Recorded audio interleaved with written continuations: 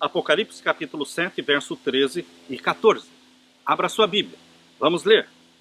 Apocalipse capítulo 7, versos 13 e 14.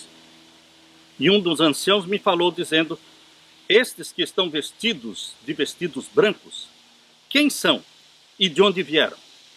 E eu disse-lhe: Senhor, tu sabes. Percebam que é um dos 24 anciãos,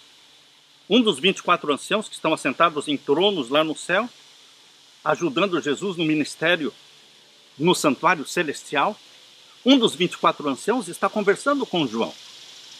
E é um dos anciãos que disse, e ele me disse: estes são os que vieram da grande tribulação. Verso 14. A única vez em que esta expressão grande tribulação aparece está aqui. Estes são os que vieram da grande tribulação e lavaram seus vestidos e os branquearam no sangue do Cordeiro. Está claro, queridos, que o povo de Deus, os santos do Altíssimo, eles passam pela grande tribulação. Quem é esse povo de Deus que passa pela grande tribulação?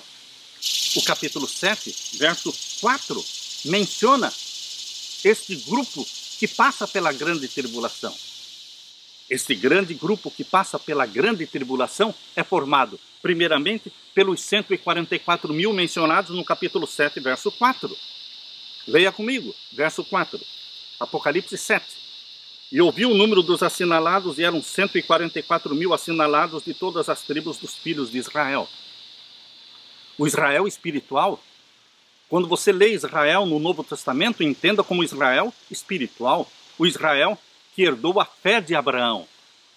Nós não somos do povo de Israel pela herança sanguínea, geneticamente, mas nós somos do povo de Israel espiritual porque herdamos a fé de Abraão. Todos que abraçam a Jesus passam a fazer parte do Israel do Novo Testamento. Os 144 mil são escolhidos do Israel espiritual de Deus. Este é o grupo que vai passar pela grande tribulação. Mas será que eles vão passar sozinhos, só os 144 mil? Não, queridos. Aqui no capítulo 7, verso 9, menciona uma multidão que ninguém podia contar, que também vai passar pela grande tribulação, junto com os 144 mil. Leia conosco, capítulo 7, verso 9. Depois destas coisas olhei, e eis aqui uma multidão a qual ninguém podia contar. Os salvos vivos não são somente 144 mil. Os 144 mil são as primícias dos salvos vivos. Mas a grande seara de salvos vivos, ela é formada por um número que ninguém podia contar. Está claro isso? E primícias e seara, eles atravessam juntos este período de grande tribulação, que não será de 7 anos. Não existe na Bíblia um período de tribulação de 7 anos. Já explicamos que os 7 anos que eles usam veio da última semana das 70. Esta última semana das 70 não podem ser tiradas lá do batismo, ministério de Cristo e morte de Cristo, queridos. Isto se cumpriu lá com o povo de Israel, quando Israel ainda era a nação escolhida de Deus, até o ano 34. Queridos, aqui menciona, no capítulo 7, verso 9, que uma grande multidão que ninguém podia contar, juntamente com os 144 mil. Vamos ler, verso 9. Depois destas coisas olhei, e eis aqui uma multidão a qual ninguém podia contar, de todas as nações e tribos e povos e línguas que estavam diante do trono e perante o Cordeiro, trajando vestidos brancos e com palmas nas suas mãos. Pense neste grupo de 144 mil e da multidão que ninguém podia contar. Agora pense na pergunta que o ancião fez para João, verso 13. E um dos anciãos me falou dizendo: estes que estão vestidos de branco, quem são e de onde vieram? Essa foi a pergunta que o ancião fez para João, e João não soube responder, mas ele mesmo respondeu, o ancião. Verso 14. E eu disse-lhe: Senhor, tu sabes. E ele me disse: estes são os que vieram da grande tribulação, e lavaram os seus vestidos e os branquearam no sangue do Cordeiro. Queridos, nós, povo de Deus, vivos, que permaneceremos vivos até a volta de Jesus, nós vamos passar sim pela grande tribulação. Mas, de quanto tempo será esta grande tribulação? De quanto tempo? Abra sua Bíblia, queridos. Abra sua Bíblia aqui em Apocalipse capítulo 13. Apocalipse capítulo 13.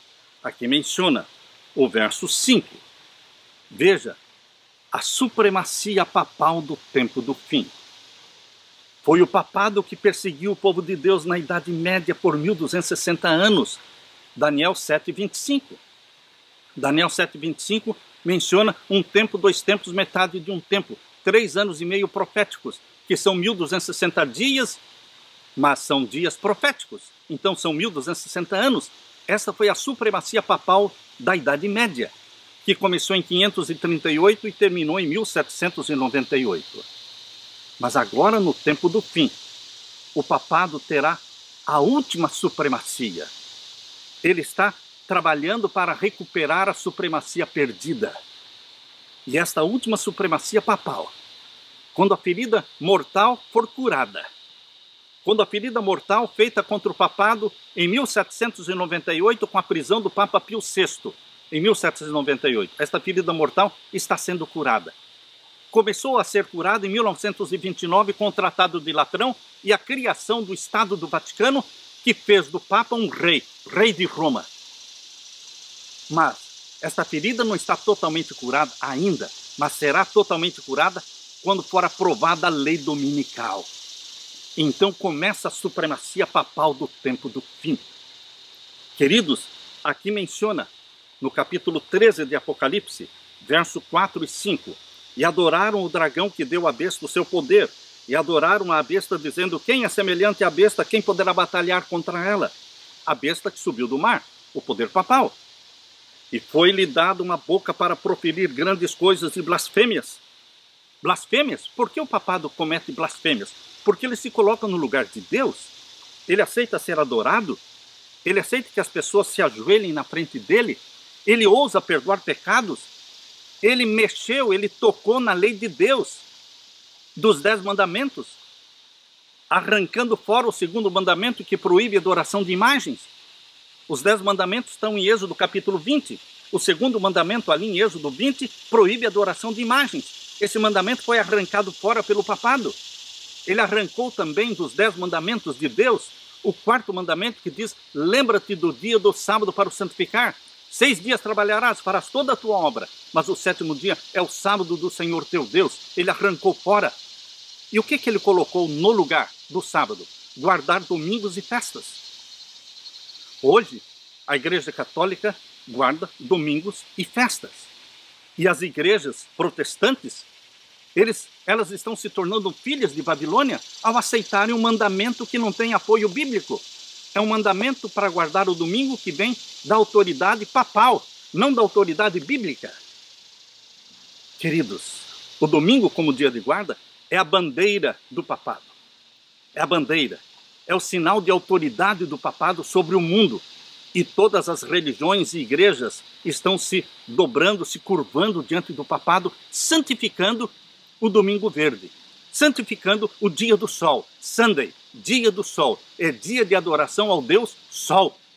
Nós não adoramos o Deus Sol, nós adoramos o Criador do Sol, o Criador da terra, dos céus, do mar, das fontes das águas. Nós adoramos o Criador, que fez o mundo em 6 dias, e no 7º dia abençoou, santificou e descansou, conforme diz em Gênesis, capítulo 2, versos 1 até o verso 3. Queridos, mas agora no tempo do fim, existirá sim a supremacia papal de 42 meses, 3 anos e meio. Este será um período de tribulação para o povo de Deus, porque estarão sendo perseguidos porque guardam o sábado e não o domingo. Por isso diz aqui, Apocalipse 13, verso 5, e foi-lhe dado uma boca para proferir grandes coisas e blasfêmias, e deu-se-lhe poder para continuar por 42 meses. A Bíblia diz de quanto tempo vai ser a perseguição. A supremacia papal, 42 meses, são 3 anos e meio. São 1260 dias literais. E o que vai acontecer durante este tempo? Verso 6, falando do papado. e abriu a sua boca em blasfêmias contra Deus para blasfemar do seu nome, do seu tabernáculo e dos que habitam no céu, e foi-lhe permitido fazer guerra aos santos e vencê-los. Ele vai matar mártires. Mártires vão morrer agora no tempo do fim, porque não vão abrir mão dos mandamentos de Deus. Queridos, o papado exige obediência. Obediência. A obediência ao papado vem através da agenda da ONU. Vem através do Fórum Econômico Mundial. Vem através da Organização Mundial da Saúde. Queridos, a obediência ao papado é obediência às regras da nova ordem mundial. Porque a nova ordem mundial é a última supremacia papal de 3 anos e meio de perseguição aos que guardam os mandamentos de Deus. Por isso que aqui diz, no verso 7, foi-lhe permitido fazer guerra aos santos e vencê-los, porque nós vamos ter mártires ainda neste período de tribulação. Tribulação ao povo de Deus. Por quê? Porque guardam os mandamentos de Deus. E deu-se-lhe poder sobre toda a tribo, língua e nação. Quantas nações vão se recusar a se dobrar diante do papado? Nenhuma. Aqui diz, todas as tribos, línguas e nações da terra se dobrarão, se ajoelharão diante do papado. É exatamente o que está acontecendo no mundo hoje com esta agenda global da ONU.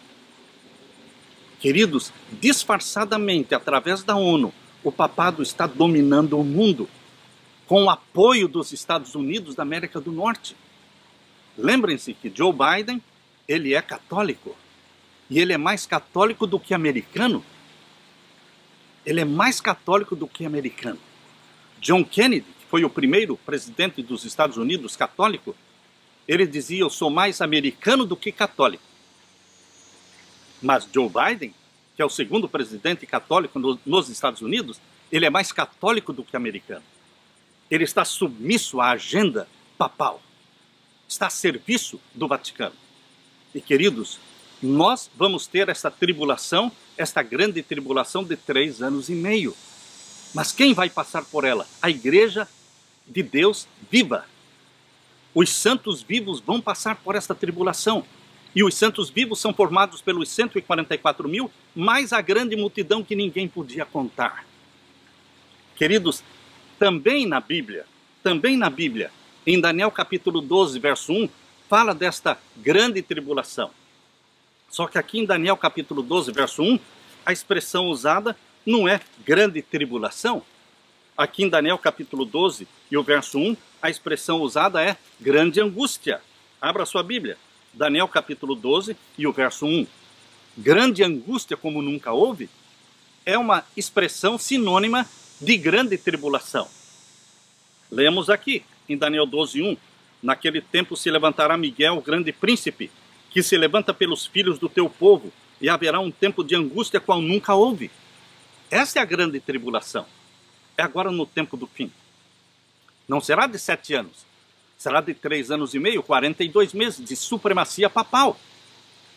Por isso, ele persegue o povo de Deus. Queridos, naquele tempo, diz o verso 1, capítulo 12 de Daniel, verso 1, naquele tempo se levantará Miguel, o grande príncipe, que se levanta pelos filhos do teu povo, e haverá um tempo de angústia qual nunca houve, desde que houve nação até aquele tempo, mas naquele tempo livrar-se-á o teu povo. Deus vai nos livrar da mão e da garra do perseguidor, do papado. Queridos, e todo aquele que se achar escrito no livro, quando o seu nome entra para o livro da vida, quando você aceita Jesus como Salvador, você é batizado em nome do Pai, do Filho e do Espírito Santo, você nasce da água e do Espírito, você é gerado pelo Espírito Santo e nasce como filho e filha de Deus, seu nome entra para o livro da vida. E você será poupado, você será protegido neste período de grande tribulação. Deus permitirá a morte de alguns mártires, sim, porque o sangue dos mártires serve de semente para a conversão de centenas de outros. Mas, queridos, aqui em Mateus capítulo 24, Jesus fala desta grande tribulação. Não usa a expressão grande tribulação, mas usa a expressão sinônima, grande angústia como nunca houve. Daniel 12, 1 e agora Mateus 24, verso 21 em diante. Leia comigo. Mateus 24, versos 21 em diante.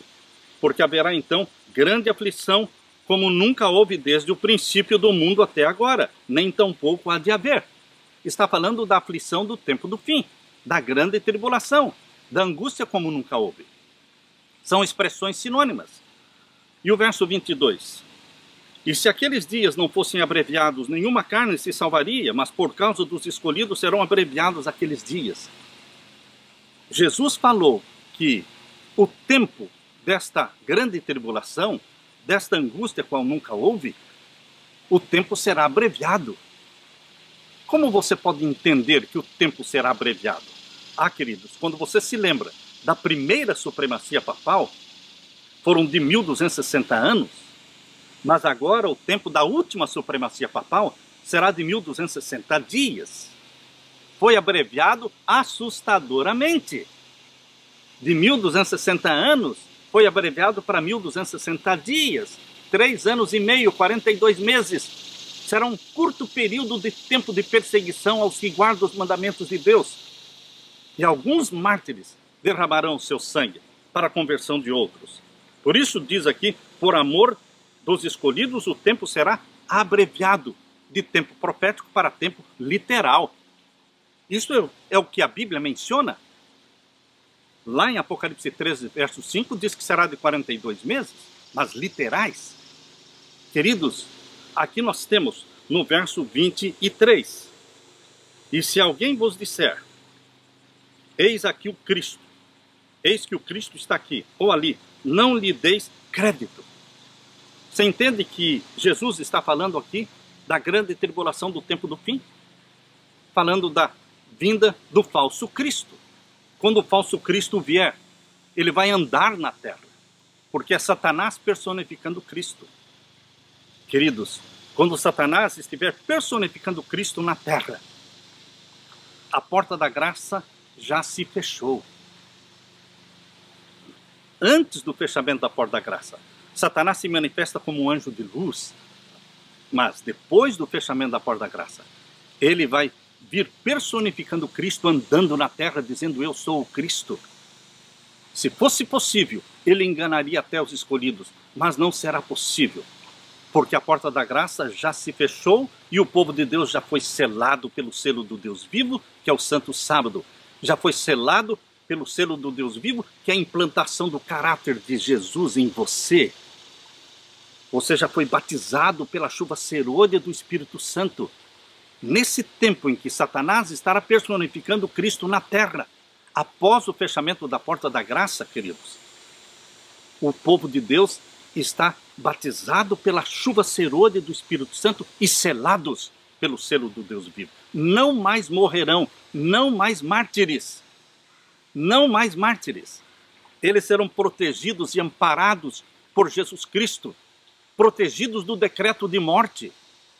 Porque após o fechamento da porta da graça virá o decreto de morte. Primeiro o que vem é o decreto dominical, antes do fechamento da porta da graça. Mas depois virá o decreto de morte, mas nenhum dos filhos de Deus morrerá. Aleluia! Queridos, a grande tribulação existe, mas não será de 7 anos, mas de 3 anos e meio. E a igreja não será arrebatada antes da grande tribulação. Porque está muito claro em Apocalipse 7, verso 13 e 14. De onde estes que estão vestidos de branco vieram? De onde eles vêm? E o próprio ancião disse para João, eles vêm da grande tribulação e lavaram seus vestidos no sangue do Cordeiro. Queridos, Deus nos protege, Deus nos ama. Jesus Cristo voltará não de uma forma secreta. Não existe o arrebatamento secreto. Esta teoria de que as pessoas serão arrebatadas secretamente, invisivelmente, como aparece no filme Left Behind, a pessoa está pilotando um avião e some. Uma pessoa está dirigindo um carro e some. Ficam ali a roupa, os sapatos, os óculos, mas ela desapareceu. Isto não existe, meu querido irmão. A Bíblia diz que o arrebatamento da igreja será visível, porque a segunda vinda de Jesus é visível. E o arrebatamento não acontece antes da segunda vinda de Jesus. A Bíblia deixa claro aqui em Mateus 24, abra sua Bíblia. Não é o que dizem pastores e doutores, é o que diz a Bíblia. Aqui diz que o arrebatamento da igreja de Deus ocorre na segunda vinda de Jesus, não antes e nem depois. A segunda vinda de Jesus acontece, os santos que estão dormindo no pó da terra ressuscitam glorificados, os santos vivos são transformados num abrir e fechar de olhos e são arrebatados juntos. Os santos ressuscitados e os santos vivos todos são arrebatados para encontrar Jesus nos ares. E vão viver e reinar com Cristo 1000 anos no céu. Descerão do céu no final dos 1000 anos, com a cidade santa Nova Jerusalém, exatamente como está em Apocalipse 20 e Apocalipse 21. Agora, queridos, vejam, Mateus 24, verso 30. Então aparecerá no céu o sinal do Filho do Homem, e todas as tribos da terra se lamentarão, e verão o Filho do Homem, vindo sobre as nuvens do céu, com poder e grande glória. Alguma dúvida aqui? É secreto? É invisível? Não. A volta de Jesus será vista por todos, todas as tribos, maus e bons, salvos e perdidos. Todos assistirão à segunda vinda de Jesus em glória e majestade. Só que a volta de Jesus para o ímpio é terrível, porque ele não está preparado. E ele será fulminado pelo resplendor que vem do rosto de Jesus.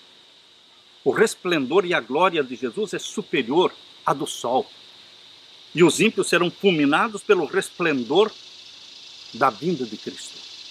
Mas vejam o que vai acontecer com a igreja, com os salvos, vivos, e com os ressuscitados. Vejam aqui no capítulo 24, verso 31. E ele, Jesus, enviará os seus anjos com rijo clamor de trombeta, os quais ajuntarão os seus escolhidos desde os 4 ventos de uma a outra extremidade dos céus. Jesus volta e ele então recolhe os escolhidos, os ajunta para levá-los para o céu. É assim que a Bíblia ensina. Não é secreto, não é invisível.